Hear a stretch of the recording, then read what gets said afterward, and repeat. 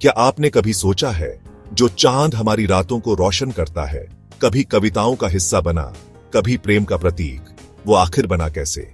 क्या वो हमेशा से पृथ्वी के साथ था, या फिर ये एक टकराव का परिणाम है? आज हम जानेंगे चंद्रमा की उत्पत्ति की रहस्यमयी कहानी और वो वैज्ञानिक सिद्धांत जो इसे समझाने की कोशिश करते हैं। पहला सिद्धांत हमें ले जाता है उस समय में जब हमारी पृथ्वी अभी बहुत ही जवान थी। एक अग्निपिंड तेजी से घूमता हुआ, अथाह ऊर्जा से भरा हुआ। यह सिद्धांत कहता है कि उस समय पृथ्वी इतनी तेजी से घूम रही थी कि उसका एक हिस्सा मानो किसी चाक से मिट्टी के घड़े से अलग होता है, वैसे ही अलग हो गया। और वो हिस्सा जो पृथ्वी से अलग हुआ, वो बना हमारा चांद। यह सिद्धांत सुनने में जितना सरल लगता है, उतना ही रोमांचक भी है। कल्पना कीजिए, एक ही पिंड से दो अलग अलग खगोलीय पिंडों का जन्म। इस सिद्धांत का समर्थन करते हैं वो प्रमाण जो बताते हैं कि चांद की चट्टानों का कंपोजिशन पृथ्वी के क्रस्ट से मिलता जुलता है। लेकिन हर कहानी की तरह इस कहानी में भी एक पेंच है। यह सिद्धांत यह तो बताता है कि चांद बना कैसे, लेकिन यह नहीं बताता कि चांद की दूरी और उसका आकार इतना स्थिर कैसे है।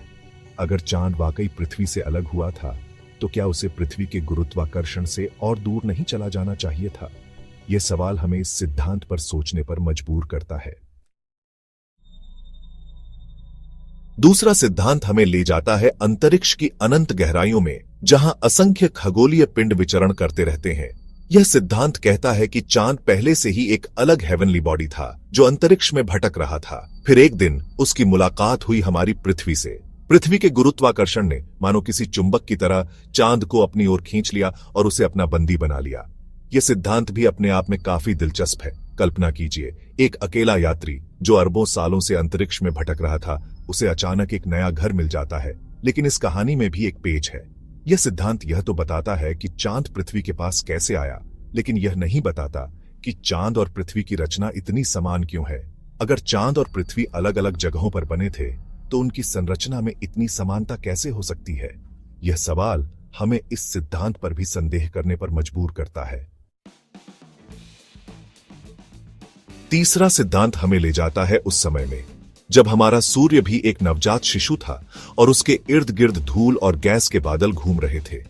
यह सिद्धांत कहता है कि जब सौर मंडल बन रहा था, उसी समय पृथ्वी और चांद साथ साथ बने, मानो दो भाई बहन जो एक ही मां के गर्भ से जन्मे हों। यह सिद्धांत काफी सुंदर और काव्यात्मक है। कल्पना कीजिए, एक ही धूल और गैस के बादल से दो अलग अलग खगोलीय पिंडों का जन्म। लेकिन इस कहानी में भी एक पेंच है। यह सिद्धांत यह तो बताता है कि चांद और पृथ्वी एक साथ कैसे बने, लेकिन यह नहीं बताता कि चांद में आयरन कोर क्यों नहीं है, जबकि पृथ्वी में है। अगर चांद और पृथ्वी एक ही धूल और गैस के बादल से बने थे, तो उनकी संरचना में इतना बड़ा अंतर क्यों है? यह सवाल हमें इस सिद्धांत पर भी संदेह करने पर मजबूर करता है। और अब आखिरकार हम आते हैं उस सिद्धांत पर जो आज की तारीख में सबसे प्रचलित और वाइडली एक्सेप्टेड थ्योरी है, चांद की उत्पत्ति के बारे में। यह कहानी शुरू होती है लगभग 4.5 अरब साल पहले, जब पृथ्वी एक यंग प्लैनेट थी, अभी अपनी जवानी में कदम रख रही थी। तभी अंतरिक्ष की गहराइयों से एक विशालकाय ग्रह, जिसका आकार मंगल ग्रह के बराबर था, पृथ्वी की ओर बढ़ रहा था। वैज्ञानिकों ने इस ग्रह का नाम रखा है थिया। थिया एक विनाशकारी गति से पृथ्वी की ओर बढ़ता रहा और फिर एक भयानक टकराव इतना भीषण था कि पृथ्वी का एक बड़ा हिस्सा और थिया का मटेरियल अंतरिक्ष में बिखर गया। धूल, चट्टानें, गैस, सब कुछ एक विशालकाय बादल में तब्दील हो गया जो पृथ्वी के चारों ओर घूमने लगा।